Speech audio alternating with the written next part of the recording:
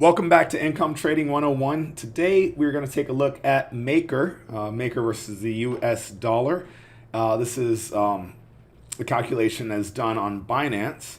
And let me get this out of the short term, kick it out to the daily. So we can get a good view of what's been going on in Maker. It's been obviously a very active year. We've got data back from a year ago, basically summer, almost to the day. How about that? 'Cause today is July the 20th of 2021. I've got data back through July 23rd of 2020.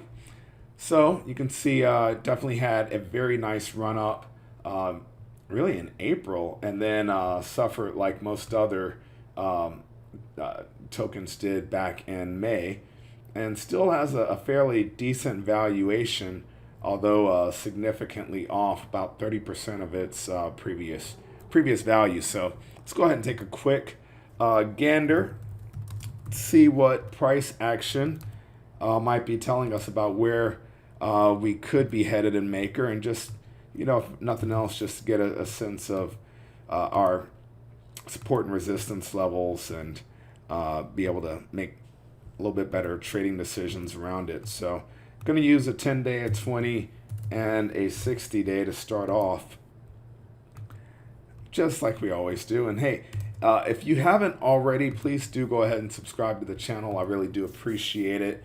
So let's dive in. So you can see how as price goes up, the 10-day is above the 20, which is a clear sign of a bullish market. And likewise, when price is heading lower, you've got the 60, the historical is on top, with the 20 in the middle and the 10 on bottom.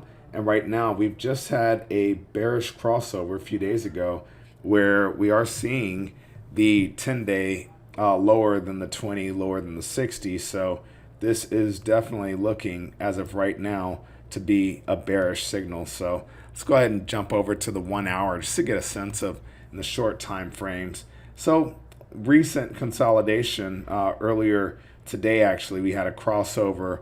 A few more hourly charts lower, and this will recorrect. We were in a clearly bearish sentiment, but now the moving averages have crossed over down here. I don't know if you can see that.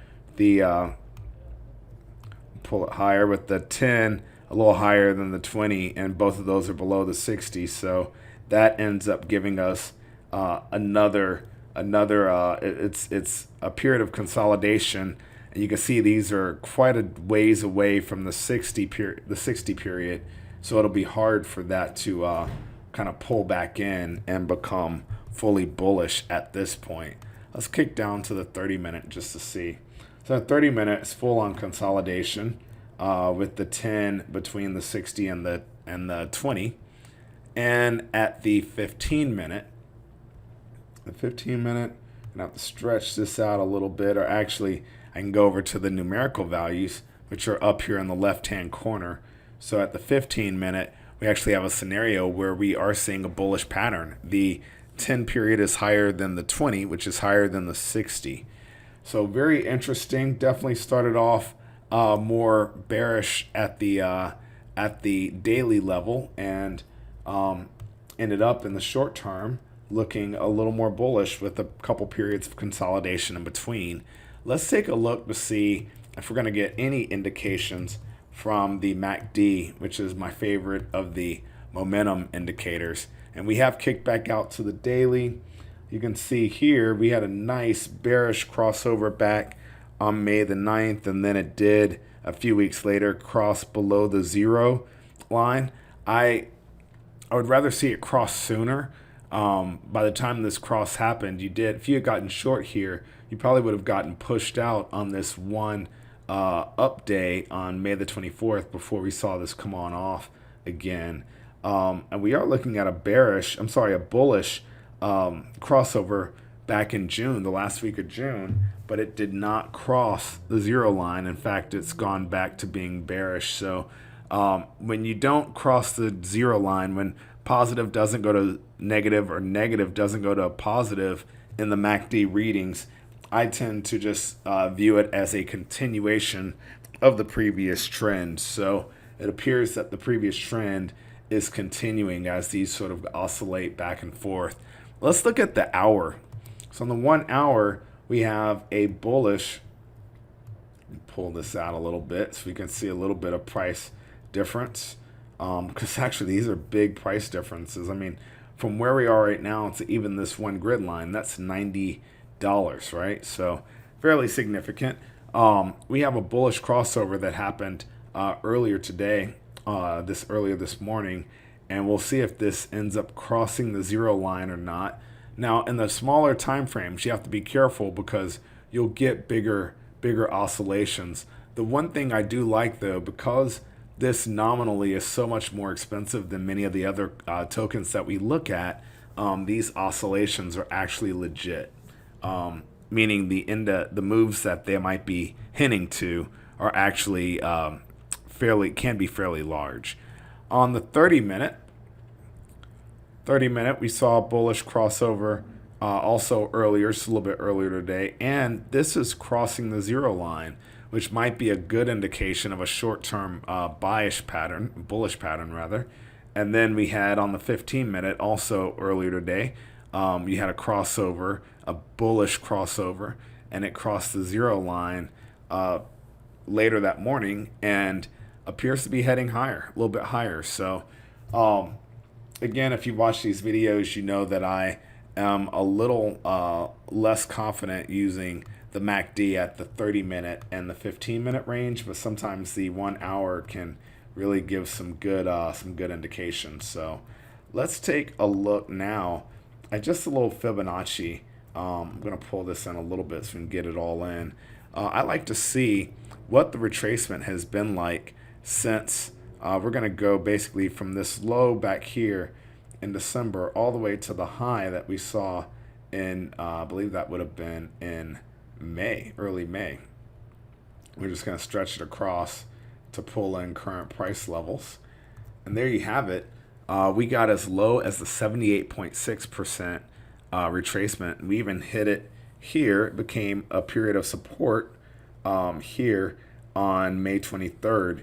It's always interesting too when you see this region was support once again back in March, back in February, and briefly resistance in January. So clearly a region, I mean, look at that. It bounces off the 78.6% level and goes right back to the 61.8% level. In nominal terms, that's 1,000 points. The 78.6 is 1,850, and the 61.8 is 2,865. So that's 1,015 points that it knocked out between the 26th of June and the 6th of July. So just a little bit more than a week. That is impressive. And now we're back off of that. Let's add a couple of drawings here. So I'm just gonna mark this area with a rectangle. I like the rectangle, using the rectangle rather than just a straight line, because it's a reminder. It's a reminder to me that these are it's not just a matter of knowing exact, but when you have it in a region, let me zoom in on this. When price is in this region, it's just a reminder that, like, hey, this is still relevant, right? And we can extend this on over here just in case we end up seeing this current price drop down, since we're in a lower trend right now. We also have, I mean, there's a lot going on this chart. We've had a nice trend lower, and we broke that trend, right? So this could actually end up being a very nice breakout. A very nice breakout. I'm going to put another box here, sort of in this 61.8% region, because it's worth keeping an eye on that too. And I'm going to clean this chart up a little bit. I know it gets confusing with too much going on. You can see it a little better without the Fibonacci retracement going on. So we'll see what's going to happen. I mean, we definitely are heading lower again. Maybe we'll bounce off of this this region right now where the top, I drew the top in around 1,950. That's only $60 off from where we are. And we'll see if that region plays as support again, just as it has in the past, or if we fall through it. If we do, I would look for the next period of support to be somewhere right around here, right around 1,070, or in this region. I can even pull it a little higher. If I put it there, it actually takes in a couple of more points. But that's really it. Like right now, we're between support and resistance. I should color this differently because this is really acting as resistance. So how about we make it blue? Just do it like that. This blue line up here is acting as resistance, and this orange is really acting as support. And MakerDAO is right between those prices right now, but clearly headed back towards a retest of the support. So I would look to see, I mean, if you own it, I would not be surprised if price does drop back down to like the 1850 or 1900 level before bouncing. Unfortunately, that's another $300. I mean, unfortunately, that's another $300 lower, so maybe it won't get to that.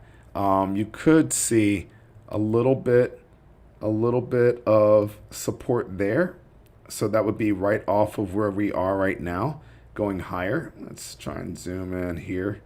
But by and large, given that we've tested this region so much, I would expect price to actually come back and test here.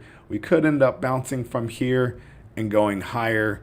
Always nice to see that happen. See if we from here, go from there, pull up through the, even better if it goes through that region. But we'll see. It would not be unlikely for price to actually just go ahead and retest that support area. So that's it. If you trade makers, definitely kind of much like so many of these, we're in between support and resistance. Appears to be heading lower, but I mean, this period back here in June should give you some confidence that the maker can bounce. And I think if we do bounce, we'll get a retest of this support, of this resistance area. We just need a breakthrough of that resistance, and we might end up back in an uptrend. So that's it for today's video. Thank you guys so much for watching. Don't forget to subscribe to the channel, and as always, happy trading.